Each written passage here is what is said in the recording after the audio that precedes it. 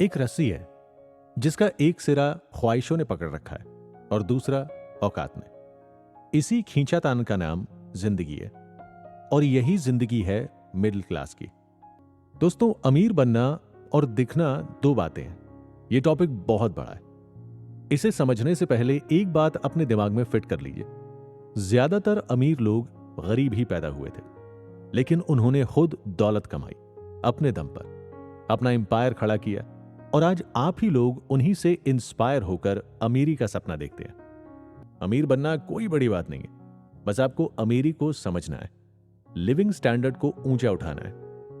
अक्सर middle class लोग सपने तो देखते हैं लेकिन पूरा करने की हिम्मत नहीं जुटा पाते, क्योंकि आप रिस्क से डरते हैं, आप सेविंग ट्रेडिशन में बिलीव करते हैं, आप डरते हैं कि जो कमाया कहीं वो भी ना चला जाए। अगर आप भी ऐसी सोच, फिजूल खर्च की आदतों और मिडिल क्लास ट्रैप में फंसे हैं, तो ये चर्चा सुनने के बाद आप खुद में बदलाव महसूस करेंगे। आप अंत में खुद से सवाल करेंगे कि ये कितना आसान था और मैं खामखा डर क्यों रहा था। चलिए आगे बढ़ते हैं। इस चर्चा में हम समझेंगे फाइनेंशियल ट्रिक्स, हमारी मनी मिस्टेक, शो ऑफ और अमीर बनने और दिखने का फर्क। हम ये भी देखेंगे कि आपने अब तक काफी छोटी छोटी गलतियों से खुद का काफी फाइनेंशियल नुकसान भी किया होगा। अक्सर मिडिल क्लास लोगों के पास हमेशा पैसे की दिक्कत रहती है। ऐसे में या तो आप कमाने की सोचते हैं या फिर खर्चे को लेकर परेशान रहते हैं। अब होता यह है कि इन सब के बीच आप आर्थिक नुकसान पहुंचाते जाएंगे, जैसे कि किस्त, रोजमर्रा की फालतू जरूरतें या शो ऑफ के चक्कर में आप खुद को फाइनेंशियल लॉस देते जाएंगे। जब आप यहां तक पहुंच ही गए हैं तो हम ये भी क्लियर कर लेते हैं कि अब तक आपने इस टॉपिक पर काफी बुक्स पढ़ी होंगी, इंटरनेट पर सर्च भी किया होगा, कई बार देखा या पढ़ा भी होगा और फिजूल की बात समझकर स्किप कर दिया होगा। ऐसा क्यों? भारी भारी फाइनेंशियल एडवाइस, इन्वेस्टिंग की गणित और सर के ऊपर से जाती फाइनेंस गुरुओं की बातें, यहां ऐसी कोई एडवाइस देकर आपको बोर नहीं किया जाएगा, बल्कि मैं और आप उन टॉपिक्स पर बात करेंगे जिन्हें रियल लाइफ में आजमाया जा सकता है। कुछ गलतियों पर गौर करेंगे और बात करेंगे कि किस तरह थोड़ा सा दिमाग लगाकर आप लिविंग स्टैंडर्ड को ऊंचा कर सकते हैं। हम सीधी बात, नो बकवास के कॉन्सेप्ट को फॉलो करेंगे। चलिए आपसे एक सवाल करता हूं, कितने मोटिवेशनल वीडियोस हैं, कितनी कहानियां, किस्से हैं जो कहते हैं कि 5 मिनट का ये वीडियो आपको अमीर बना देगा। अमीर बनना है तो ये 5 बातें ध्यान रखें। इन वीडियो और ट्रिक्स के हिसाब से तो अब तक पूरा देश अमीर हो जाना चाहिए था, है ना? दोस्तों, हकीकत बहुत अलग होती है। जरूरत है ग्राउंड जीरो वाली कंडीशन समझने की और रोजाना हो रही गलतियों को ठीक करने की। यह चर्चा इन्हीं गलतियों पर फोकस करेगी। हाँ, कुछ लोग इसे अपनाएंगे, कुछ नहीं, लेकिन थोड़ा बहुत असर तो होगा, ताकि आप अपने लिविंग स्टैंडर्ड से थोड़ा ऊंचा उठ सकें। अच्छा, चलिए सबसे पहले मिडिल क्लास के कॉन्सेप्ट को समझते हैं। बहुत बड़े कवि हुए थे नारायण मिश्र। उन्होंने कहा था, मिडिल क्लास मतलब ना इधर के ना उधर के, यानी बीच में लटके हुए। तो क्या आज भी मिडिल क्लास को इसी तरह डिफाइन किया जाए? इतने साल बाद भी कोई चेंज क्यों नहीं आया? आज तक भी मिडिल क्लास अपने हालातों में कोई बदलाव क्यों नहीं ला सके? इसके सबसे बड़े 3 रीजन है: रिस्क का डर, रिच पने का दिखावा और फिजूल खर्ची की आदत। आजकल मिडिल क्लास बने रहने को इन 3 रीजन से डिफाइन किया जाए तो गलत नहीं होगा। अब चाहे तीनों में से एक भी रीजन हो, लेकिन यह फैक्ट हर मिडिल क्लास फैमिली पर फिट बैठता है। मेरी इस बात से आप जरूर रिलेट करेंगे कि बहुत से लोग अपने कमाए पैसे से उन चीजों को खरीदते हैं जिनकी उन्हें जरूरत नहीं है। वो उन लोगों को इन्फ्लुएंस करना चाहते हैं जिनको वो पसंद नहीं करते। चलिए शुरू करते हैं ट्रैप से निकलने का सफर। बचपन से एक नाम मिडिल क्लास के बच्चे बच्चे को मालूम है। वो नाम है लोन। सबसे ज्यादा लोन लेता भी मिडिल क्लास ही है, और यह सहूलत कभी कभी बहुत परेशानी बन जाती है। आप सिस्टम देखिए, एक गरीब व्यक्ति की जरूरतें और अवेयरनेस इतनी नहीं है कि उसे लोन लेना पड़े। वो तो बैंक के नाम से भी डरते हैं। अब आते हैं अमीर लोग, जिनके लिए लोन लेना इतना आसान है कि बैंक के कर्मचारी खुद जाकर उनके साइन लेने आते हैं। साहब, आप तो बताओ लोन कितना चाहिए? ये सब उनके लिए इतना आसान है कि उनके पास पैसा होते हुए भी पैसा और आसानी से मिल रहा है। अब बचा कौन? मिडिल क्लास लोग, जिन्हें लोन की सबसे ज्यादा जरूरत है।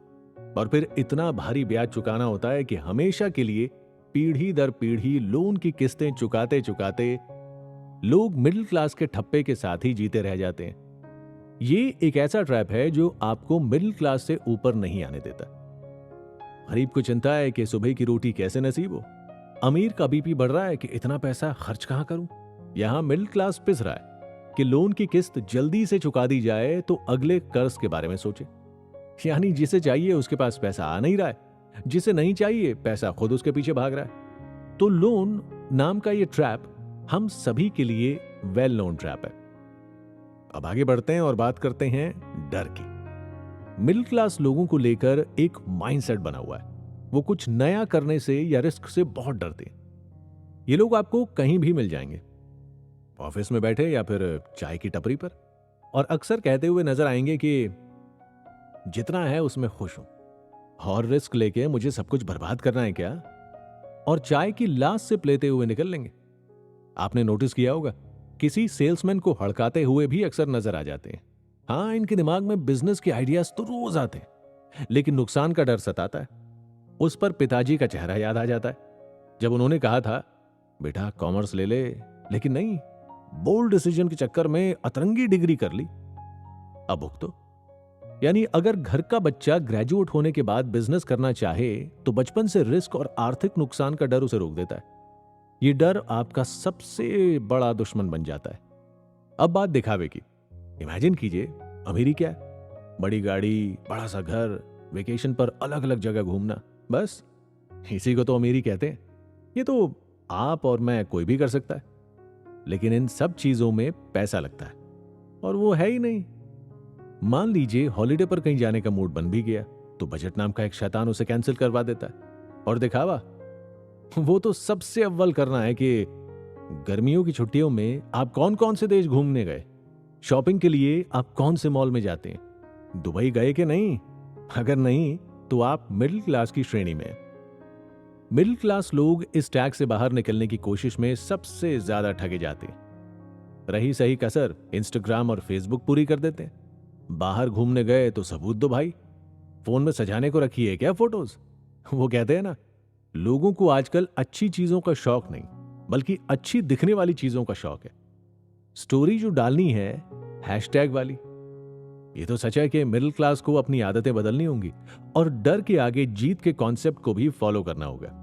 ये चर्चा आपको सोचने पर मजबूर कर देगी। क्या हम सही मायनों में अपने पैसों के साथ जस्टिस कर रहे हैं? आप देखिए, आजकल हर व्यक्ति पर एक जुनून सवार है कि लोग उनकी बातें करें, चाहे इसके लिए उन्हें कितना ही शो ऑफ करना पड़े।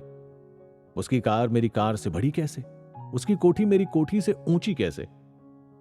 आज के दौर में हर इंसान अपने को दूसरे से बढ़कर ही दिखाने और दूसरे को नीचा दिखाने की फिराक में रहता है। कार चाहे 4 लाख की हो या 40 लाख की, उसमें बैठने वाले 5-6 साथी होंगे। आज अकेले बंदे को बड़ी सी गाड़ी में देखकर उसकी इकोनॉमी का अंदाजा लगाया जाता है। यानी आपके पास छोटी कार है तो या तो आप मिडिल क्लास हैं या फिर आपने जैसे तैसे कार ली होगी। ये माइंडसेट आजकल के यूथ में बहुत पॉपुलर है। इसे देखकर मिडिल क्लास जरूरत से ज्यादा खर्च करने लगा है और ट्रैप में फंसता जा रहा है। आपको याद होगा, पहले टेलर मास्टर ब्रांड की स्लिप शर्ट के या पैंट के अंदर की तरफ छुपा कर लगाते थे। अब ब्रांड के टैग बाहर लगने लगे हैं ताकि भरपूर दिखावा किया जा सके। ये सब चीजें मकड़ी के जाल जैसा ट्रैप है जिसमें मिडिल क्लास तो फंस जाता है, लेकिन बड़े हाथी आसानी से निकल जाते हैं। आप ही सोचिए, ये सब चीजें भला ट्रैप नहीं है तो क्या है? अब आप पूछेंगे, इतना कुछ बता दिया है तो सब तो हमें मालूम है, आगे क्या? इस ट्रैप और टैग से पीछा छुड़ाने के तरीके भी हैं, और अगर आपने इन्हें फॉलो किया तो सच में आप कुकू एफएम और मुझे थैंक्स कहते नहीं थकेंगे। मैं अमीर पैदा नहीं हुआ, लेकिन ये मेरे हाथ में है कि मैं कैसी लाइफ जीना चाहता हूं। मैं परंपराएं तोड़ना चाहता हूं। मुझे जुनून है कि मैं इस मिडिल क्लास के ठप्पे को हमेशा के लिए खुद से हटा दूं और उस लाइफ की धज्जियां उड़ा दूं जो मुझे अपनी जरूरतों को पूरा करने से रोकती आई हैं। आप सुन रहे हैं कुकू एफएम, सुने जो मन चाहे।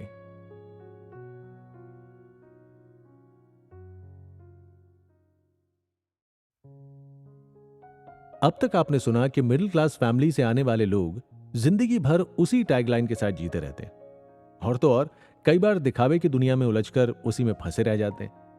कहीं ना कहीं हम पर एक माइंडसेट हावी रहता है, फाइनेंशियल नुकसान और सब कुछ खो देने का डर। आप अमीरी की बात छोड़िए, लिविंग स्टैंडर्ड को माइंड में रखिए। सब कुछ धीरे धीरे होगा। एक बार आप अपने इस लिविंग स्टैंडर्ड के गोल को अचीव कर लेंगे तो धीरे धीरे अमीरी का मतलब साफ होता जाएगा। धीरे धीरे रे मना, धीरे सब कुछ होए, माली सींचे 100 घड़ा, ऋतु आए फल होए। मतलब मन में धीरज रखने से ही सब कुछ हासिल होता है। अगर माली किसी पेड़ को 100 घड़े पानी से सींचने लगे तब भी फल ऋतु के आने पर ही लगेगा।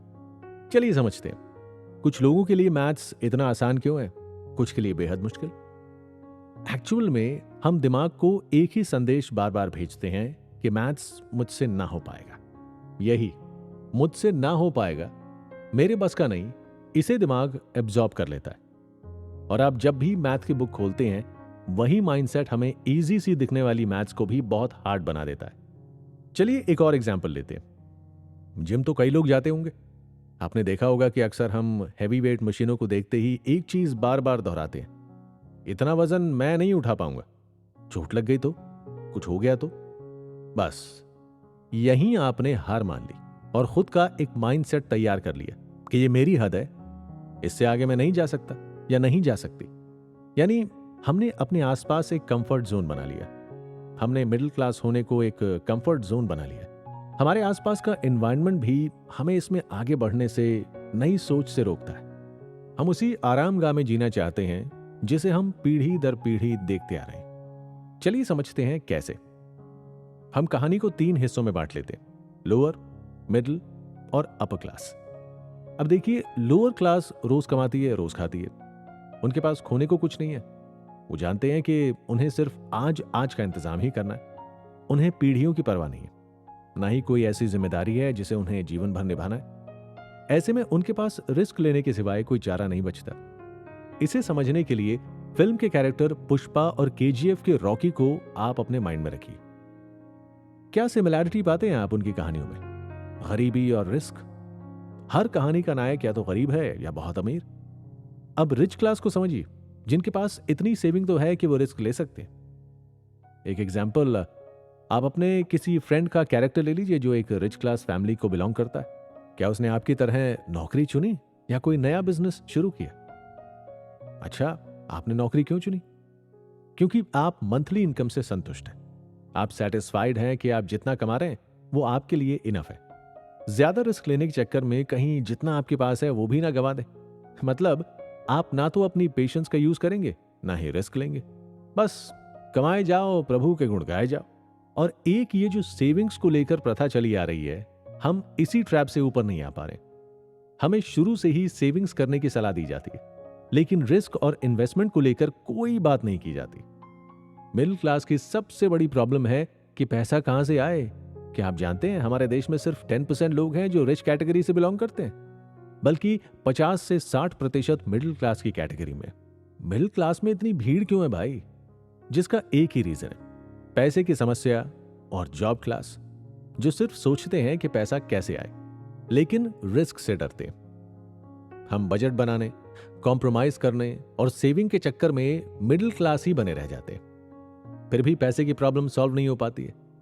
इसीलिए फाइनेंशियल एक्सपर्ट कहते हैं कि सेविंग में उतनी भलाई नहीं है। एक तो ये पूरी लाइफ आपको बांध के रखती है। आप सेविंग्स के चक्कर में अपने सपनों को भूल जाते हैं। सेविंग करो लेकिन अच्छे इन्वेस्टमेंट और मनी माइंडेड भी बनो। सेविंग करने वाले लोग फिर भी एक बार को नुकसान से बच जाते हैं, लेकिन एक और कैटेगरी है जो फ्यूचर में सबसे बड़ा नुकसान झेलती है। कई बार आपने देखा होगा कि कुछ लोग ज्यादा अमीर दिखने के चक्कर में अपनी फाइनेंशियल कंडीशन का नुकसान कर लेते हैं। समझते हैं कैसे? दिखावे के चक्कर में महंगे फोन और यूज्ड कार लेना। हम यूथ को रिलेट करते हुए बात करें तो आज बड़ी कंपनियों में खुद की बेहतर लाइफस्टाइल दिखाने के चक्कर में कुछ लोग सेविंग तो क्या, बचे खुचे पैसों को भी दांव पर लगा देते हैं। ऐसा दांव जो अक्सर खर्चे बढ़ा देता है। जैसे शो ऑफ के चक्कर में कोई पुरानी कार खरीद रहा है और दोगुना इंटरेस्ट पर ईएमआई भर रहा है। हमारे बुजुर्गों ने कहा है, ऐसी चीज लो जो घर में काम आए। 4 पैसे नहीं भी कमाए तो कम से कम खर्च तो ना करवाए। लेकिन नई जनरेशन दिखावे के चक्कर में अपनी फाइनेंशियल कंडीशन का बहुत नुकसान कर रही है। एक किस्सा सुनाता हूं। दिल्ली शहर आज नॉर्थ इंडिया में काम करने वाले फ्रेशर्स के लिए स्वर्ग है। एक तो झट से नौकरी मिल जाती है और दूसरा आसपास के स्टेट से अच्छी सैलरी प्लस बढ़िया लाइफस्टाइल। बड़ी बड़ी मल्टीनेशनल कंपनियां करीब से गुजरो तो यूं ऊंची गर्दन करके देखना पड़े। अब ऐसे में क्या होता है, आपकी कंपनी तो लगातार ग्रो करती है, लेकिन एम्प्लॉइज दिखावे के चक्कर में इनकम से ज्यादा खर्च करते हैं। ऐसी उनकी लाइफस्टाइल को देखकर ही समझ में आ जाता है। सभी अपनी कार से, branded shoes, branded purse, branded कपड़ों से कम बात ही नहीं करते। ये आजकल इनकम दिखाने का जरिया भी है। जितनी लंबी कार उतनी मोटी सैलरी। वो कहते हैं ना, पुरुष से सैलरी ना पूछो और महिलाओं से उम्र। तो सैलरी मत पूछिएगा, बस ये पूछ लीजिए कि भाई कौन सी कार चलाते हो। बात यह भी है कि आजकल ये सब स्टेटस सिंबल बन चुका है। एक जर्नलिस्ट होने के नाते मैं कई सर्वे का हिस्सा रहा हूं, जहां रिजल्ट ये निकल कर आता है कि ऐसी मेट्रो सिटीज में जॉब करने वाले यूथ अक्सर शो ऑफ का शिकार होते हैं। सिर्फ 20% यूथ ही ऐसा है जो घर परिवार की जिम्मेदारी होने के कारण इन सब चीजों से बचा हुआ है। बाकी 80% लोगों पर किसी ना किसी फिजूल खर्च का लोन चल रहा है। आजकल के यूथ को एक बात समझनी होगी, लोन से ली हुई चीज आपकी संपत्ति कतई नहीं है, ये आपकी देनदारी है, यानी उधार, लायबिलिटी। ऐसी कंपनियों में अक्सर आपके एचआर आपकी रियल फाइनेंशियल कंडीशन जानते हैं, तो जरा उनका कहना भी सुन लीजिए। आजकल रियलिटी में लोग जीना नहीं चाहते। अकेले आने के लिए एसयूवी की क्या जरूरत? महंगा फोन होने से आपको इंक्रीमेंट नहीं मिलेगा। इनका सब दिखावा है। सैलरी का 70% तो इन लोगों का किस्तों में चला जाता है। अब यही जाने कि ये कैसे गुजारा कर रहे हैं। हाँ, दिल पर चोट जरूर लगी होगी। इसका जिक्र करना इसलिए भी जरूरी था कि हम ऐसे छोटे छोटे किस्सों को रिलेट करेंगे, तब जाकर एक बड़ा बेस तैयार होगा जो हमें पैसे की कीमत और फिजूल खर्च बढ़ाने से रोकेगा। आजकल का यूथ नौकरी पेशा हो या फिर एंटरप्रेन्योर बनने का सपना देख रहा हो, यहां खास उनके लिए कई टिप्स हैं। हम मनी मैनेजमेंट और उससे जुड़ी कई बातों के साथ इस चर्चा को आगे बढ़ाएंगे और जानेंगे कि कैसे हम अपनी सैलरी या प्रॉफिट का कुछ पार्ट सेव करने के साथ इन्वेस्ट करने की आदत भी डालें। आप सबसे पहले खुद से वादा कीजिए कि 18 से 40 साल तक की एज मेरे लिए स्ट्रगल और कंफर्ट जोन से बाहर निकलने की है। मैं खर्च करूंगा तभी तो कमा पाऊंगा, और कमाऊंगा उसे सेविंग्स के तौर पर अपनी जरूरत के हिसाब से इन्वेस्ट भी करूंगा। वैसे सिर्फ सेविंग या कंफर्ट जोन से बाहर निकलना भी कोई एक रास्ता नहीं है। आपको अपनी कई आदतों को भी बदलना होगा। तो अगर आप भी अपनी हर ख्वाहिश पूरा करने का सपना देख रहे हैं, तो ये एपिसोड्स आपके लिए बहुत जरूरी होने वाले हैं। आप खुद में एक बदलाव महसूस करेंगे। आपको खुद महसूस होगा कि जिन छोटी छोटी चीजों को आप इग्नोर करते आ रहे थे, वो फ्यूचर में कितनी इंपॉर्टेंट थी। किस तरह पैसे वाले लोग अपने टाइम, पैसे और एनर्जी को असरदार तरीके से मैनेज करते हैं। कई बार सिर्फ देखने से ही आप किसी शख्स के दौलत के लेवल का अंदाजा नहीं लगा सकते। आपने देखा होगा कि कई मिलियनेयर आज भी सेकंड हैंड कार चलाते हैं। आप सीखेंगे कि कैसे कैसे पेरेंट्स अपने जवान बच्चों की जिंदगी में जाने अनजाने में पैसों की मदद करते रहते हैं। वो अपने ही बच्चों का नुकसान कर डालते हैं, जो उन्हें खर्चीला और कंफर्ट लेवल से बाहर आने से रोकता है, जिससे वो खुद कभी अपने दम पर अमीर नहीं बन पाते।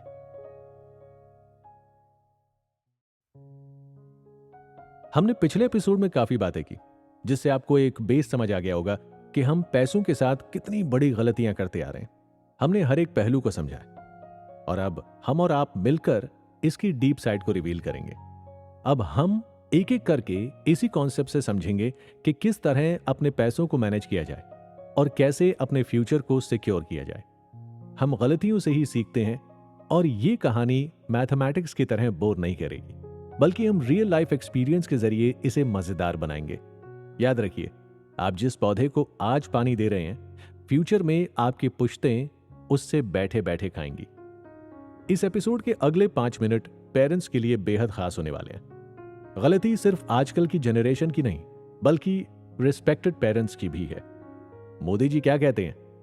आत्मनिर्भर बनो। ऐसा क्यों? समझाता हूं। अब एक बाज की कहानी सुनिए। सबसे ताकतवर और डेडली शिकारी पक्षी, दूर ऊंचाइयों पर उड़ने वाला, शिकार पर ऐसे टूटता है कि अगला समझ ही नहीं पाता कि आसमान से क्या आफत आई। पकड़ ऐसी कि पंजों में दबोचते ही शिकार खुद सरेंडर कर देता है। हिंदी में कहावत है, बाज के बच्चे मुंडेर पर नहीं उड़ते। सॉरी, मैं यहां इसे पक्षी नहीं कहूंगा, मैं कहूंगा शिकारी। जिस कंडीशन में बाज खुद पला है वो अपने बच्चों को भी ऐसी ही ब्रीड देता है। एक बाज का बच्चा अपने अंडों से बाहर आता है तो उसकी मां कुछ ही दिनों में उसे उड़ने की प्रचंड ट्रेनिंग देना शुरू कर देती है। इस जबरदस्त ट्रेनिंग में वो अपने बच्चे को अपने बाजुओं में भरकर आसमान की ऊंचाइयों में ले जाती है। कल्पना करिए, इस ट्रेनिंग में बच्चों को बहुत ऊंचाई पर ले जाया जा रहा है। अब अचानक हुआ क्या? बाज ने हजारों फीट की ऊंचाई से बच्चे को छोड़ दिया। धीरे धीरे बच्चा धरती की तरफ बढ़ रहा होता है। हवा लगातार तेज होती जा रही है। अब उस बच्चे को एहसास होता है कि वो गिर रहा है और नीचे आते आते वो बच्चा समझ नहीं पा रहा होता कि आगे उसके साथ क्या होगा। अब बच्चा एकदम से धरती पर गिरने वाला ही था कि उसकी बाज मां ने आकर उसे पकड़ लिया और फिर आसमान की ऊंचाइयों की तरफ बढ़ चली। और फिर से यही दोहराया। ये ट्रेनिंग बाज तब तक अपने बच्चे के साथ दोहराता रहता है जब तक कि वो बच्चा उड़ना नहीं सीख जाता। अब देखिए, जब वो बाज का बच्चा आसमान की ऊंचाइयों में अपने पंखों से गोते लगा रहा होता है तब दूसरे पक्षियों के बच्चे घोंसलों में दाने का इंतजार कर रहे होते। आजकल लग्जरी और सुख चैन की आदत से बच्चों का यही हाल है। जरा सी दिक्कत हुई कि माता पिता उन्हें फाइनेंशियल हेल्प करने से नहीं चूकते। बेटा कमा रहा है, बेटी कमा रही है, लेकिन उन्हें उस कमाई को समझने का चांस तो दीजिए। अक्सर अपर मिडिल क्लास फैमिली के साथ यही दिक्कत आती है। उन्हें यह सोच लेना होगा कि अब लगाम नहीं लगाई तो वक्त दूर नहीं कि जब आपकी next generation proper middle class life जिएगी। बंद कीजिए उन्हें जताना कि आपके पास इतनी प्रॉपर्टी है कि वो चाहें तो बैठ बैठ कर खा सकते हैं। आज कमाने निकलेंगे तो लाखों कमाने में महीनों लग जाएंगे, लेकिन खर्च करने लगे तो करोड़ों रुपए गंवाने में मिनट नहीं लगते। ऐसा बिल्कुल अत्याचार भी नहीं करना है, बस आप ही को उनके गुरु बनना है। और जिस मेहनत से आपने पैसे कमाए हैं, बच्चों को भी बस यही सिखाना है। उन्हें सीख दीजिए जब वो संभल ना पाए। ऐसा नहीं कि जरा सी फाइनेंशियल दिक्कत आते ही आप कुबेर बनकर अपना खजाना खोल दें। होगा यह कि वो पैसे लेकर केयरलेस हो जाएंगे। रिस्पेक्टेड पेरेंट्स, आप वो लोग हैं जिन्होंने 2 रुपए के घी को 700 रुपए लीटर होते देखा है। आपने जो मेहनत की है, जो दौर देखा है, उसे बांटिए हमारी जनरेशन के साथ। होता यह है कि पेरेंट्स की इस आदत और लाड़ प्यार से बच्चे मजबूत होने की बजाय केयरलेस हो जाते हैं। ऐसे जैसे मजबूत पैर तो हैं पर चलना नहीं, वजनदार पंख तो हैं पर उड़ना नहीं है। समझिएगा, गमले में उगे पौधे और जमीन के पौधों में बहुत फर्क होता है। आप ये कीजिए कि बच्चों को एजुकेशन में अपने मन का सब्जेक्ट लेने की आजादी दें। उन्हें करियर ऑप्शन चूज करने में मदद करें। उन्हें समझाइए, डांटें, लेकिन आप चाहते हैं कि आपके बच्चे इकोनॉमिक फ्रीडम अचीव करें तो उनकी हर छोटी छोटी बात पर फाइनेंशियल हेल्प करना छोड़ दें। इसी आदत के चलते आगे फ्यूचर में अपर मिडिल क्लास से डाउनग्रेड होने के चांस बढ़ जाते हैं। मैंने पहले कहा था कि वैसे ही मिडिल क्लास में इतनी भीड़ है और अब अपर क्लास वाले भी गलतियां करेंगे तो ये मिडिल क्लास वाले कहां जाएंगे। खैर, ये फैक्ट है कि आज के यूथ को फाइनेंशियली स्ट्रांग बनाने के लिए थोड़ी सख्ती की जरूरत है। इस एपिसोड से सिर्फ पेरेंट्स ही नहीं बल्कि यूथ को भी सीखना होगा कि पैसे गंवाना बेहद आसान है, लेकिन कमाना बहुत मुश्किल है। अगले एपिसोड में हम ऐसे ही टॉपिक्स पर चर्चा करेंगे जिससे हम जान पाएंगे कि छोटी छोटी मिस्टेक आगे हमें बड़ा नुकसान देती है। साथ ही समझेंगे इन्वेस्टमेंट के सेफ और इजी प्लान्स को जिन्हें आजमाकर आप स्मार्ट प्लेयर बन सकते हैं। आप सुन रहे हैं कुकू एफएम, सुने जो मन चाहे।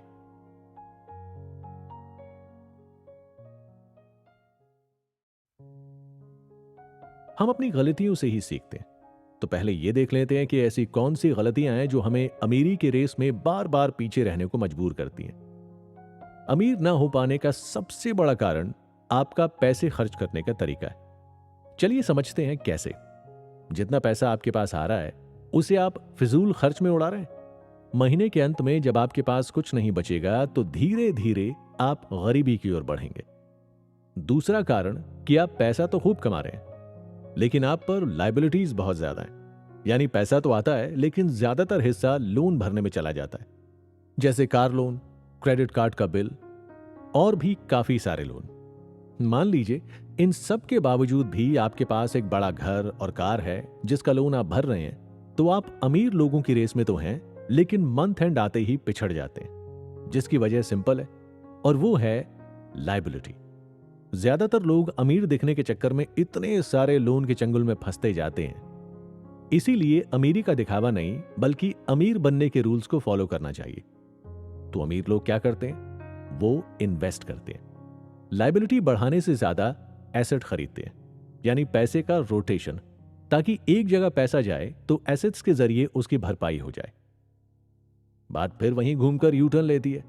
अब आप ये सोच रहे होंगे कि इसके लिए तो बहुत ज्यादा पैसा चाहिए। ऐसा बिल्कुल नहीं है। आपके पास बहुत से तरीके हैं जिनसे आप ऐसी संपत्ति बना सकते हैं जो आपके वॉलेट को कभी खाली नहीं होने देगी, जैसे bond, mutual fund, real estate, share market, gold. लेकिन इस बात का ध्यान रखिए कि अपनी जरूरत और रिस्क उठाने की हिम्मत के हिसाब से इन्वेस्ट करें। इन सब में पैसा लगाने के लिए आपको पूरी इंफॉर्मेशन होनी चाहिए।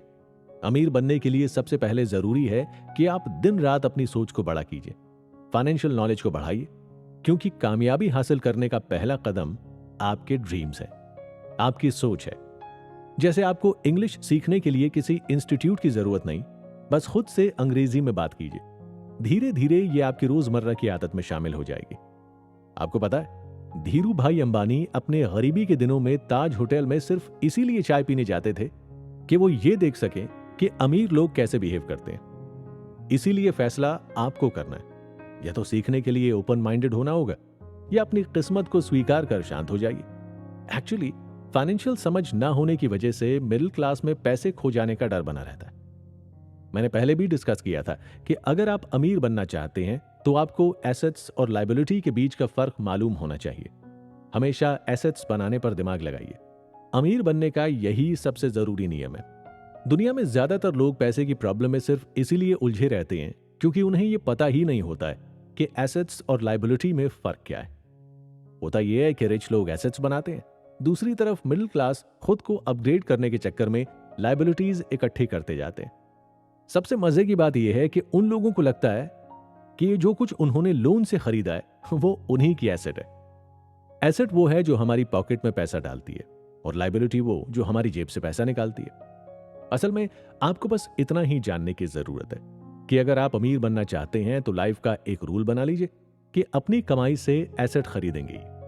इस फर्क को समझना बेहद जरूरी है कि आपकी लोन पर ली हुई कार आपके लिए जिम्मेदारी है और घर में रखा सोना आपकी दौलत है। हाँ, अगर आप मिडिल क्लास ही बने रहना चाहते हैं तो लोन की जिम्मेदारियां बढ़ाते रहें। अमीर बनने के लिए आपको अपने पैसे से दोस्ती करनी होगी और उसकी इज्जत करनी होगी। अमीर बनने के लिए यह भी एक जरूरी नियम है। सबसे पहले तो आपको यह समझना होगा कि पैसे वाला होना या पैसा ही सभी बुराइयों की जड़ है। यह गलत है। मिडिल क्लास परिवार में हमें बताया जाता है कि पैसा ही बुराइयों की जड़ होती है। अमीर लोग बेईमान होते हैं और पैसा गलत कामों के जरिए ही कमाया जा सकता है। आपको अपनी इस मेंटालिटी को बदलना होगा। अट्रैक्शन ऑफ मनी का रूल कहता है कि जब आप इसे बुराई मानकर नफरत करेंगे तो इसे कैसे अपनी तरफ अट्रैक्ट कर पाएंगे। आपने अक्सर देखा होगा कि जो लोग पैसे की बुराई करते हैं वो लोग कहीं ना कहीं आर्थिक तंगी से गुजर रहे होते हैं। दोस्तों, पैसा ही तो आपके सफल होने की निशानी है, तो पैसे की बुराई कभी ना करें। एक बात ध्यान में रखें कि आप गरीब पैदा हुए, इसमें आपकी गलती नहीं, लेकिन गरीबी में ही मरना आपकी सबसे बड़ी गलती होगी। मिडिल क्लास आदमी की इनकम उसकी नौकरी पर डिपेंड करती है और उसी इनकम को वो टैक्स, फूड और लाइफस्टाइल मेंटेन करने में खर्च करता है। इसके साथ साथ चलती है जिम्मेदारियां जैसे लोन और क्रेडिट कार्ड। ऐसे तो मिडिल क्लास आदमी की इनकम आती जाती रहेगी और वो पूरी जिंदगी इसी में उलझा रह जाएगा। अब अमीर आदमी को देखिए, वो एक इनकम के भरोसे नहीं बैठे रहते। वो लोग इनकम के ऑप्शंस तैयार करते हैं, ब्याज, रेंटल प्रॉपर्टी, इन्वेस्ट और रॉयल्टी। मिडिल क्लास पैसा कमाने के लिए काम करते हैं और रिच लोगों के लिए पैसा काम करता है। कहते हैं ना, पैसे से पैसा बनता है। वो लोग इसी रूल को फॉलो करते हैं। आपके स्मार्ट होने से अमीरी का कोई रिलेशन नहीं है, बल्कि आपकी फाइनेंशियल लिटरेसी डिसाइड करती है कि आप अपने पैसे को लेकर किस तरह के डिसीजन लेते हैं। जितने में लाइफ अच्छी खासी चले, आप पॉजिटिव सोच रख पाएं और मुसीबत के वक्त आपकी बचत काम आए, बस समझ जाइए आप अमीर हो गए।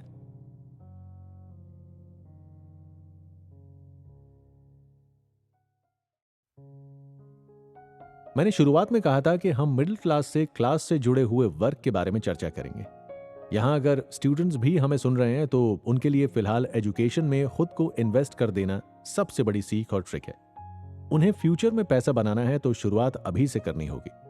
दोस्तों, ये मायने नहीं रखता कि आप अमीर हैं या गरीब। मुझे गरीबी का कत्ल करना है, इसके लिए मुझे दिन रात पढ़ना है। डियर स्टूडेंट्स, आपको मालूम है आज जितने भी लोग इन एपिसोड को सुन रहे हैं वो शायद तूफानों के बीच अपनी कश्ती चला रहे होंगे, लेकिन सिर्फ आप वो कैटेगरी हैं जिनकी कश्ती अभी किनारे है, जिन्हें ये डिसाइड करना है कि कश्ती को पानी में सेफ कैसे उतारा जाए, कौन से तरीके आजमाकर जिससे फ्यूचर में अमीर बनने के सपने को पूरा किया जा सके।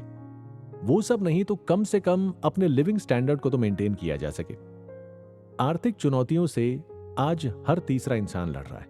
आपके पास तो अभी टाइम है, धोबी पछाड़ देकर इन चुनौतियों को हराना है या लड़ना है, गिरना है फिर लड़ना है और यही करते रहना है। सबसे पहले आप समय के महत्व को समझें।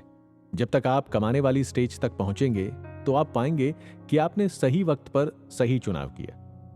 होता क्या है कि हम सोचते हैं कि अब मौज नहीं करेंगे तो कब करेंगे। कॉलेज में मैंने महसूस किया कि कुछ लड़के जिन्हें क्लास बंक करना और एग्जाम के वक्त टीचर से सेटिंग करना बड़ी अचीवमेंट लगता था, अक्सर ऐसा करते हुए पूरा कोर्स निपट जाता है, मालूम नहीं चलता। आखिर में मिलती है बेरोजगारी और एक ऐसी टारगेटलेस लाइफ जिसे हमने पूरे 4 साल में बर्बाद कर दिया। चलिए, ये तो हमारे वक्त की बात थी, मुझे भी लगभग 10 साल हो चुके हैं। लेकिन अब वक्त बर्बाद करने की नई टेक्नोलॉजी आई है, OTT platform. Youth in web series के ट्रैप में बुरी तरह उलझ गया है। आजकल किसी वेब सीरीज पर घंटों बैठकर डिस्कशन चलते हैं। एक तो मैडम ने उससे निपटाने में पूरा हफ्ता दिया और अब 2-3 घंटे सहेलियों से चर्चा ना हो तो गया साल भर का सब्सक्रिप्शन वेस्ट। ये कूल दिखना नहीं बल्कि फूल होना है। ये लत ऐसी है कि कब रात के 3 बज गए मालूम नहीं चलता। अरे कल क्लास भी है, ढेरों असाइनमेंट है। अब वो सब निपटाने मुन्ना भैया या कोरियन फिल्मों के राजकुमार तो नहीं आएंगे। आप नहीं कमा रहे, अच्छी बात है, लेकिन आपके पेरेंट्स जिन्होंने बेतहाशा पैसा खर्च कर आपको मेट्रो सिटी में भेजा है, उन्हें धोखा मत दीजिए। वेब सीरीज कहीं नहीं जा रही। आज आप किसी से जुगाड़ कर जिन वेब सीरीज को देख रहे हैं, कल भी वो वहीं होंगी, लेकिन कॉलेज के 5 साल दोबारा नहीं आएंगे। ज्यादातर स्टूडेंट्स पढ़ाई कम और खर्चे ज्यादा करते हैं, चाहे वो कमाते नहीं है, लेकिन उनका डेली का खर्च इतना ज्यादा होता है कि पूछिए मत। खर्च भी ऐसे जिसका कोई फायदा नहीं, उल्टा नुकसान। बेवजह घूमना, सिगरेट, मौज शौक। क्योंकि एक फोन कॉल किया, जरा समूह बनाया और इधर से पिताजी ने किया पैसा ट्रांसफर। अगर एक स्टूडेंट चाहे तो वो भी अपनी पॉकेट मनी को बचाकर उसे स्टॉक मार्केट या कहीं इन्वेस्टमेंट में यूज कर सकता है। और ये सब काम तो आजकल आपके मोबाइल से ही होने लगे। दोस्तों, अगर आप पैसा कमाना चाहते हैं तो सबसे पहले तो पैसा बचाना सीखिए और फिर उन पैसों को सही जगह इन्वेस्ट करिए। तभी आप एक सफल इंसान बन सकते हैं और अपनी लाइफ में पैसे को लेकर आने वाली प्रॉब्लम को काफी ज्यादा हद तक दूर कर सकते हैं। होता यह है कि पैसा इन्वेस्ट करने से वो हमारी पार्ट टाइम इनकम बन जाती है, जिसे हमने वीकली इनकम कैश फ्लो के जरिए समझा था। ये हमें समय समय पर काफी सपोर्ट करती है। तो मैं आपसे यही कहूंगा कि पैसा कमाने की स्किल से पहले पैसा बचाने की स्किल जरूर सीखें। एक बात और, अगर आप स्टॉक मार्केट में पैसा इन्वेस्ट करना चाहते हैं तो ज्यादा नहीं तो स्टॉक मार्केट का बेसिक नॉलेज जरूर ले लें, तभी उस पर पैसा लगाएं। हम यूथ को अपनी जिम्मेदारियों को जल्दी समझना होगा। इसके अलावा अगर आपको सिगरेट, गुटखा, शराब आदि का शौक है तो उसके लिए एक बजट बना लीजिए और कोशिश करके हर महीने उस बजट को कम करिए। ये वो खर्चा है जो कभी गिना नहीं जाता, लेकिन सबसे ज्यादा नुकसान देता है। कैसी भी कंडीशन हो, उधार लेने और देने दोनों से बचिए। उधार आपको हमेशा पीछे की ओर ले जाता है। यह आपको एकदम से नहीं दिखता, लेकिन जब आप कुछ 4-5 साल का हिसाब करोगे तो एक बहुत बड़ा फर्क दिखेगा। अगर आपने अपने 5 साल थोड़ा पैसा बचाते हुए निकाल लिए तो अमीर बनने का तो पता नहीं, लेकिन आप आज के कंपैरिजन में कई गुना बेहतर, लैविश और आर्थिक रूप से मजबूत इंसान जरूर बन जाएंगे। याद रखिए, अमीर बनने का कोई भी जायज शॉर्टकट नहीं है। हाँ, यदि आपकी किस्मत करोड़ों में एक वाली है तो अलग बात है, वरना अमीर बनने का एक ही नुस्खा है, सेविंग्स पर इन्वेस्टमेंट और मेहनत।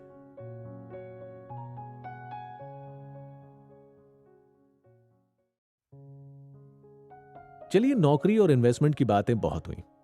अब जरा उन लोगों को भी मोटिवेट किया जाए जो बिजनेस करना चाहते हैं। या भी कंफ्यूज्ड हैं कि नौकरी करें या बिजनेस? अमीर बनने का सबसे आसान रास्ता है बिजनेस। हाँ, रिस्क हर चीज में है, लेकिन एक बार आपने सही रफ्तार और सही राह पकड़ ली तो आपको अमीर बनने से कोई नहीं रोक सकता। आपने कई किस्से कहानियां सुनी होंगी जहां कुछ लोग एक नॉर्मल लाइफ से उठकर टीनेज में ही अमीर बन जाते हैं। इतनी दौलत कमाई कि आज उन्हें देख सोचते हैं कि ये उन्होंने किया कैसे। पढ़ाई में एवरेज, फैमिली बैकग्राउंड में एवरेज बंदा आखिर इतना टॉप पर कैसे पहुंचा?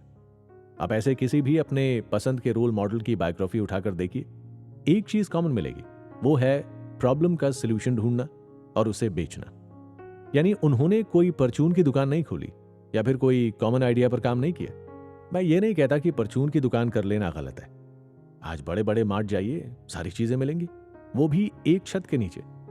बस यही सलूशन हमें भी ढूंढना है। आपने लोगों की प्रॉब्लम सॉल्व कर दी तो मानकर चलिए, एक साल में मिलियन बिलियन कमाने से आपको कोई नहीं रोक सकता।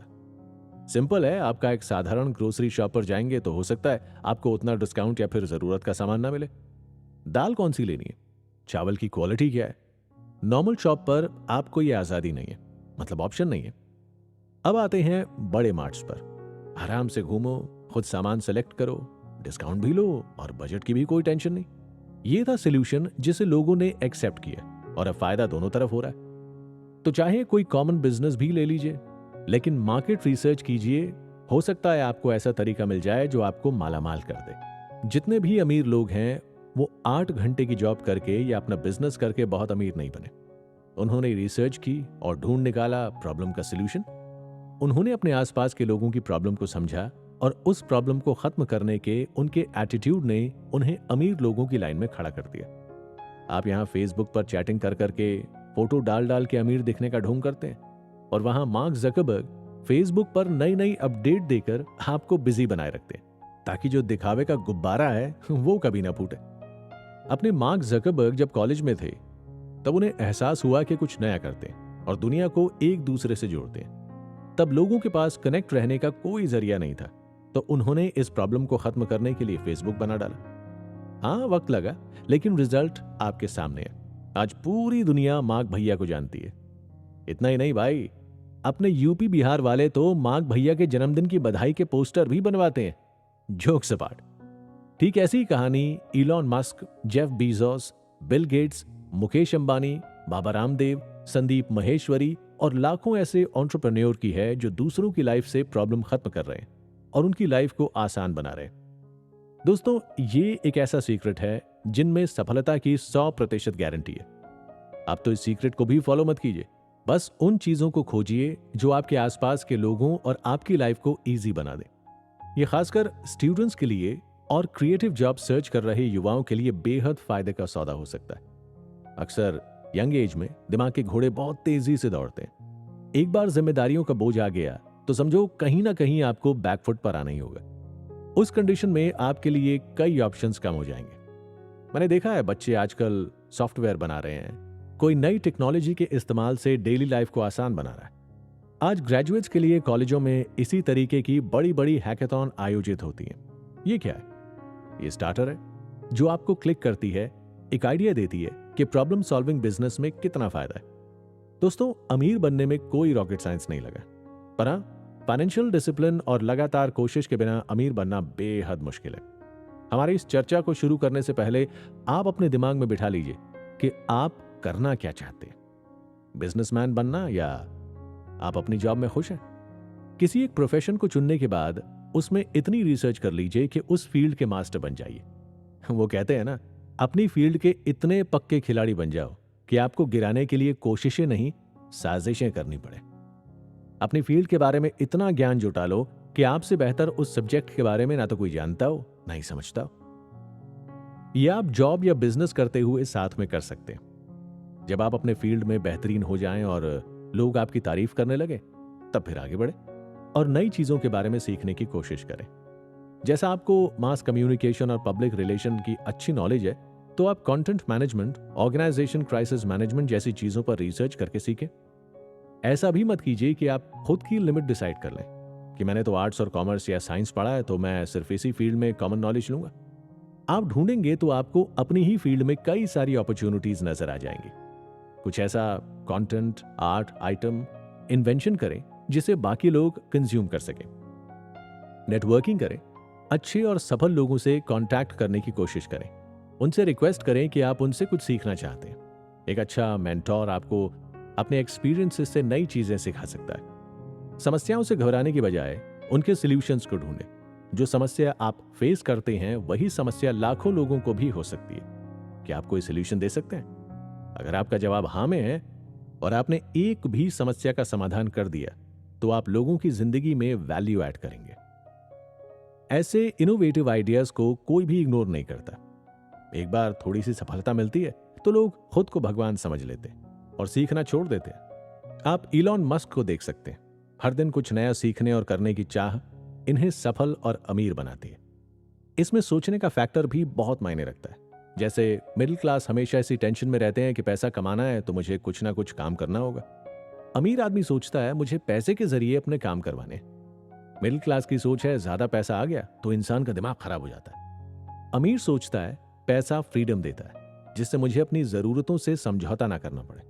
वो सोचता है कि मुझे लोगों को इस बात के लिए राजी करना है कि वो मुझ पर पैसा लगाए। इस सोच के साथ आगे बढ़िए कि मुझे अपनी मौजूदा स्थिति को बदलना ही है। मैं मिडिल क्लास से हूं, इसका मतलब यह नहीं कि मैं जिंदगी भर इसी ठप्पे के साथ जीऊंगा। मुझे वक्त और हालात दोनों बदलने हैं। सफल इंसान वो है जो खुद पर फेंकी गई ईंटों से भी अपने आशियानों की नींव रख दे।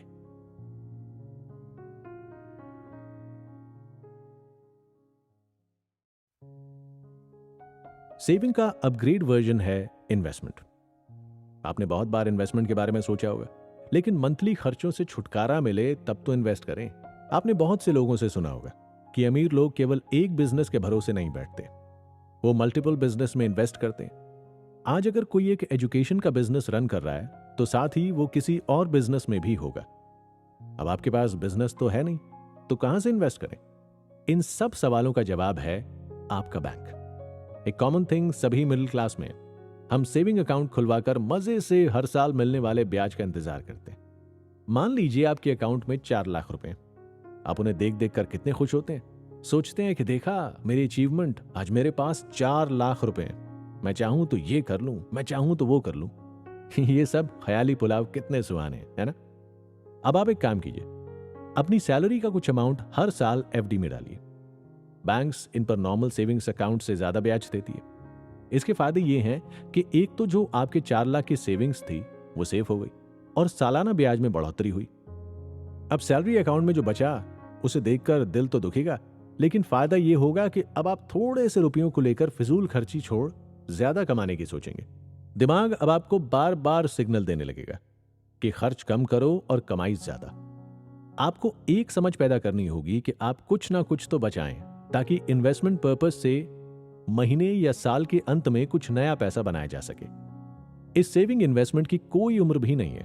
आप चाहें तो आज से ही इस रिसर्च में लगे कि सैलरी से बचा हुआ पैसा कहां इन्वेस्ट करना है। सबसे पहले तो हमें यह जान लेना है कि अमीर बनने के लिए जरूरी नहीं कि आपकी सैलरी बहुत ज्यादा हो या फिर आपका बिजनेस बहुत अच्छा चल रहा हो। आप कम सैलरी और थोड़ी सी बचत करके भी अमीर बनने के सपने को पूरा कर सकते हैं। सबसे पहले यह बहुत जरूरी है कि इन्वेस्टमेंट सही तरीके और सही जगह करें। शुरुआत से छोटी सेविंग करके भी बड़ा अमाउंट इकट्ठा किया जा सकता है। एक एक करके समझते हैं इन्वेस्टमेंट कैसे करें। शुरुआत करें तब इन्वेस्टमेंट के ऑप्शंस पर नजर डालें। हमेशा अपनी जरूरत के मुताबिक ही शुरुआत करें। ऐसा नहीं है कि आप पूरी सैलरी ही इन्वेस्टमेंट में डाल दें। मंथली खर्च, अपनी एज, सैलरी, रिस्क प्रोफाइल और इन्वेस्टमेंट के प्लान जानने समझने के बाद ही इन्वेस्ट करें। सबसे जरूरी है कि आप कितने रिटर्न की उम्मीद कर रहे हैं, यह समझने के बाद तय करें कि इन्वेस्ट शॉर्ट टर्म ड्यूरेशन में करना चाहिए या लॉन्ग टर्म इन्वेस्टमेंट आपके काम आएगा। इसके लिए आप किसी एक्सपर्ट की सलाह जरूर लें। अपनी फाइनेंशियल कंडीशन और ड्यूरेशन के हिसाब से इन्वेस्ट की सोचें। मान लीजिए अगर आप हर महीने 3200 रुपए की सेविंग करते हैं और इस राशि पर आपको 10% का रिटर्न मिलता है, तो सोचिए 30 साल के बाद आपके पास करीब 72,94,000 रुपए होंगे। ये बहुत छोटा इन्वेस्टमेंट था। जितना आप इन्वेस्ट करेंगे रिटर्न में उतना ज्यादा आप पाएंगे। जैसे हमने पहले चर्चा की थी कि सेविंग अकाउंट की बचत को देखकर हमें खुश नहीं होना चाहिए, बल्कि उस सेविंग को बढ़ाया कैसे जाए इस पर सोचना है। सेविंग की राशि को सैलरी अकाउंट में रखने के बजाय अलग अलग कर लें। उस पैसे को अलग अलग जगह इन्वेस्ट करें। पोस्ट ऑफिस और बैंकों की अट्रैक्टिव सेविंग स्कीम इसका सबसे आसान और सेफ तरीका है। अगर आप रिस्क से नहीं डरते हैं तो stock market, mutual fund, PPF, insurance और एलआईसी जैसे ऑप्शंस आपको अच्छे रिटर्न देंगे। दोस्तों, स्टॉक मार्केट का नाम सुनते ही सर चकराने लगता है, खौफ का माहौल बन जाता है। लेकिन अभिषेक बच्चन की गुरु, बिग बुल और सैफ अली खान की मूवी बाजार देखने में बड़ा मजा आता है। देखना नहीं है, हमें करके भी देखना है। सोचिए, ये सब किसी ना किसी रियल लाइफ इंसिडेंट पर बेस्ड है, यानी रिस्क तो लिया है। तो फिर रियल लाइफ में स्टॉक मार्केट नाम आते ही हम घबरा क्यों जाते हैं, अपने कदम पीछे क्यों कर लेते हैं? वैसे तो सच में स्टॉक में इन्वेस्टमेंट में हाई रिस्क भी है तो हाई रिटर्न भी है, लेकिन इन सब चीजों में इन्वेस्ट करने से पहले रिसर्च करें। आज गूगल बाबा या ढेरों एक्सपर्ट मिल जाएंगे जो आपको एडवाइस दे सकते हैं। स्टॉक मार्केट में कई कंपनियां ऐसी हैं जो इन्वेस्टमेंट के लिए सुरक्षित मानी जाती हैं, जैसे बैंकिंग, पावर, आईटी सेक्टर और ऑटो सेक्टर। बैंकिंग सेक्टर की बात करें तो गवर्नमेंट हो या प्राइवेट बैंक, आप इनके पुराने रिकॉर्ड को देखकर इन्वेस्टमेंट का प्लान बना सकते हैं। ठीक इसी तरह पावर सेक्टर की भी कई कंपनियां आपके लिए बेहतर ऑप्शन है। इन्वेस्टमेंट का ये तरीका थोड़ा ट्रिकी तो है, लेकिन आपको बेहतर फाइनेंशियल कंडीशन देने के काबिल भी है। ऐसा कोई एक तरीका नहीं है, आप कोशिश करेंगे तो स्टॉक मार्केट के बारे में आप और बेहतर जान पाएंगे। जरूरी नहीं कि आप स्टॉक मार्केट के बारे में पूरी जानकारी रखते हो, लेकिन अगर आपने 70% भी सीख लिया तो आपका काम बन जाएगा।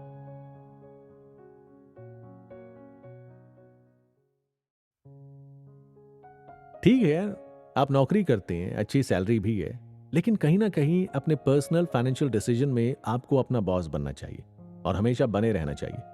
मैं ये नहीं कहता कि नौकरी करना गलत है, लेकिन अपनी अर्निंग्स को बढ़ाना भी तो गलत नहीं है। आपके बॉस भी तो ऐसा ही करते होंगे, फिर आप क्यों नहीं करते? अच्छा, नौकरी करने के फायदे कितने हैं और नुकसान क्या क्या है? आपने कभी सोचा है इसका केवल एक ही फायदा है, बाकी सब नुकसान है? आप एक टाइम में बाउंड हो जाते हैं जहां आपको वही करना है जो आपसे कहा गया है। उस पर एक दिन की छुट्टी मिलती है, वो भी पेंडिंग कामों की बलि चढ़ जाती है। अपने दोस्तों यारों से तो मिलना भूल ही जाइए, बस इंस्टाग्राम और फेसबुक पर अपने बॉस की दुबई ट्रिप देखकर ठंडी आंखें भरते रहिए और उनकी फोटोज को लाइक करना मत भूलिए। आपको बॉस की नजरों में उनके लिए सबसे पॉजिटिव इंसान बनना होता है।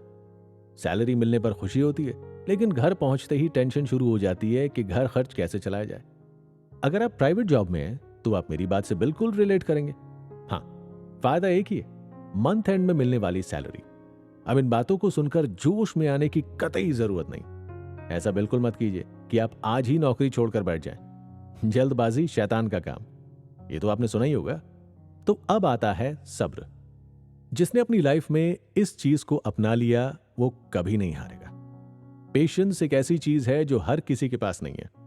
भागदौड़ भरी लाइफ में हम जितने बिजी हो चुके हैं, कई बार छोटी छोटी चीजों पर इरिटेट हो जाते हैं। आपको अमीर बनना है तो सबसे पहले पेशेंस को अपनी लाइफ में उतारना होगा। आप सोचेंगे मैं अचानक ऐसी फिलॉसफी भरी बातें करने लगा। अगर आप अमीर बनने का सपना देख रहे हैं तो पेशेंस इसमें आपकी बहुत मदद कर सकती है। एक 5 साल वाली ट्रिक सीखते हैं। एक्चुअली ये ट्रिक मुझे एक बैंक में काम करने वाले दोस्त ने बताई थी। चलिए आपसे भी शेयर कर देता हूं।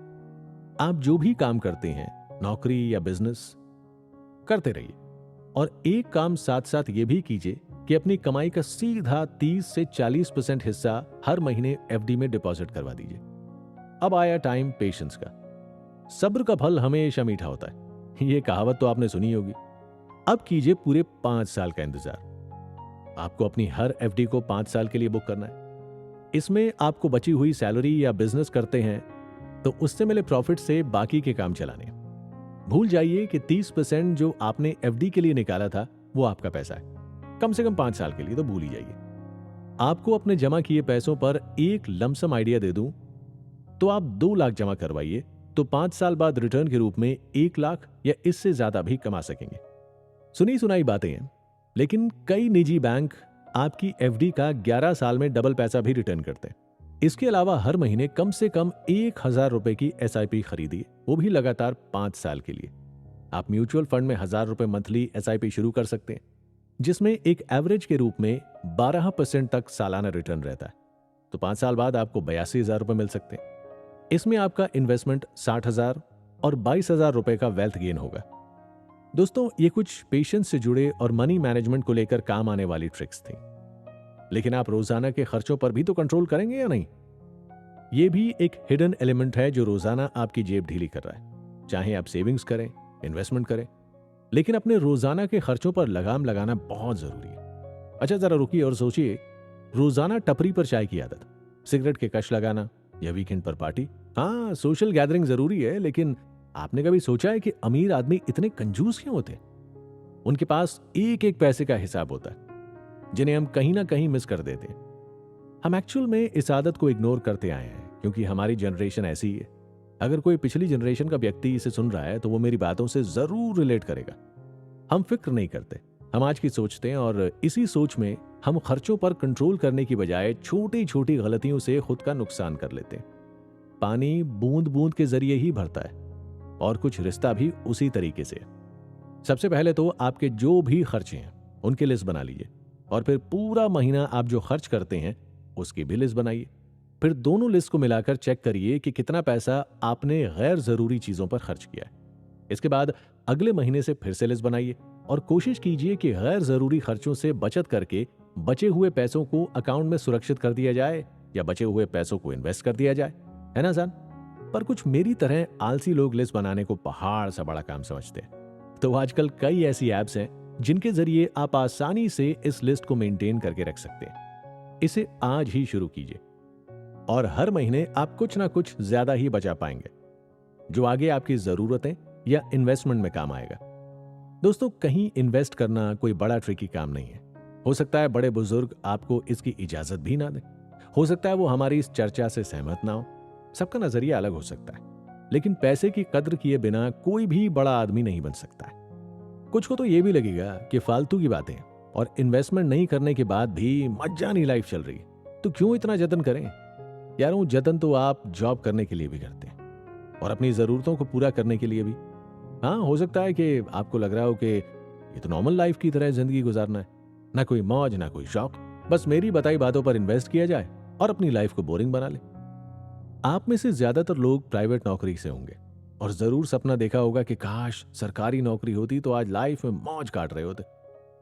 मेरे साथ बने रहिएगा, क्योंकि अगले एपिसोड में हम प्राइवेट और सरकारी नौकरी को लेकर एक चर्चा करेंगे। मैं आपको बताऊंगा कि कैसे प्राइवेट सेक्टर में भी आप खुद को सिक्योर रख सकते हैं। आप सुन रहे हैं कुकू एफएम, सुने जो मन चाहे।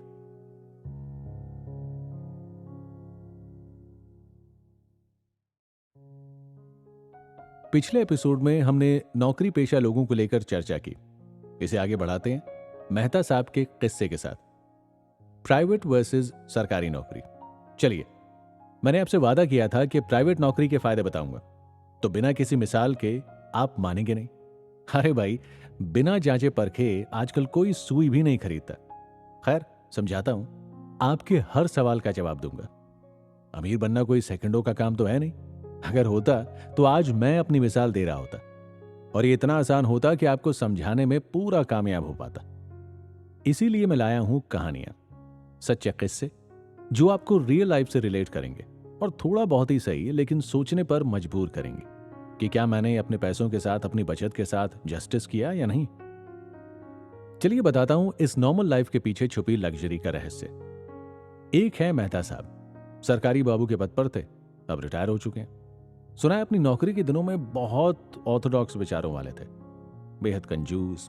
इनसे ज्यादा तो इनके पड़ोसी राव साहब अपनी प्राइवेट नौकरी में मौज करते थे। ये कहने की बात ही है कि प्राइवेट नौकरी में झंझट बहुत है, लेकिन आप मानेंगे, सरकारी बाबू से कहीं ज्यादा सैलरी राव साहब की थी। दोस्तों, ये ट्रेंड आज भी नहीं बदला है और आगे भी नहीं बदलने वाला है। खैर, आगे बढ़ते हैं। अपने मेहता साहब स्कूटर से आते जाते तो लोग खिल्लियां उड़ाते और कहते, भाई साहब, सरकारी दामाद हो तो इतनी भी क्या कंजूसी, एक बढ़िया बाइक ले ही लो। लेकिन मजाल कि कोई मेहता साहब के स्कूटर प्रेम का ब्रेन वॉश कर सके। अक्सर वो कहते, चल तो रहा है ना, पेट्रोल तो उतना ही पीता राव साहब जितनी आपकी बाइक। दिन गुजरे, मेहता साहब रिटायर हुए। आपको पता है, आज मेहता साहब के पास कॉलोनी का सबसे बड़ा बंगलो है। उनके पास मेरे ख्याल से कोई 15-20 लाख की बड़ी सी एक्सयूवी कार है। मुझे तो मालूम नहीं, लेकिन सुना है कि अपनी बिटिया की शादी में उन्होंने कोई 50 लाख का खर्चा किया होगा। आज जब वो अपने बंगलों से निकलते हैं तो जरा इमेजिन कीजिए कितना रुतबा होगा जब चमचमाती कार उनके बंगले से निकलती होगी। उफ, राव साहब के बारे में तो भूल ही गया। वो आज भी मेहता साहब के अच्छे दोस्त हैं, लेकिन कंडीशन अब बदल गई है। या मेहता साहब का पेंशन और मनी मैनेजमेंट आज उनके और उनके परिवार के लिए कितना बदलाव लाया है, लेकिन राव साहब आज भी वहीं के वहीं हैं जहां से उन्होंने शुरुआत की थी। आप कहेंगे इसमें सीक्रेट कहां है? दोस्तों, आपको पता होगा सरकार अपने हर कर्मचारी को लेकर, अपनी पॉलिसियों को लेकर कुछ ना कुछ नया करती रहती है। एक सरकारी व्यक्ति की सैलरी के पैटर्न को समझें तो हमें काफी कुछ समझने को मिलेगा और फ्यूचर सिक्योर करने की एक सीख मिलेगी। आपने बहुत सारे मीम्स पढ़े होंगे, सरकारी नौकरी है तो मौजा ही मौजा। ऐसा क्यों? आपने कभी सोचा, अरे भाई नौकरी तो आप भी कर रहे हैं ना, पैसा तो आप भी कमा रहे हैं, फिर गवर्नमेंट जॉब ही इतनी अच्छी क्यों है? दो कारण है, फ्यूचर की सिक्योरिटी और इनकम पैटर्न। और हाँ, रिटायरमेंट पर पैसे मिलेंगे वो अलग। वैसे ये भी सरकारी नौकरी कर रहे लोगों की इनकम के पैटर्न में ही आता है। चलिए इस पैटर्न को मेहता साहब और राव साहब से ही समझते हैं। मेहता साहब की सरकारी नौकरी में वो बाउंड थे कि उनकी सैलरी का कुछ हिस्सा सरकार द्वारा डिडक्ट होना ही है, लेकिन एक श्योरिटी थी कि ये पैसा उन्हें जरूर मिलेगा, जो आगे फ्यूचर में उनके परिवार और उनके काम आएगा। इधर प्राइवेट नौकरी करने वाले राव साहब अपने पैसों के खुद मालिक थे। वो चाहे तो इन्वेस्ट करें, वो चाहे तो खर्च करें। ऐसे में अब प्राइवेट नौकरी करते हुए आप खुद को उस कंडीशन में रखिए और खुद को बाउंड कर लीजिए कि मेरी सैलरी का इतना पैसा तो मेरा है ही नहीं, इसे भूल जाना।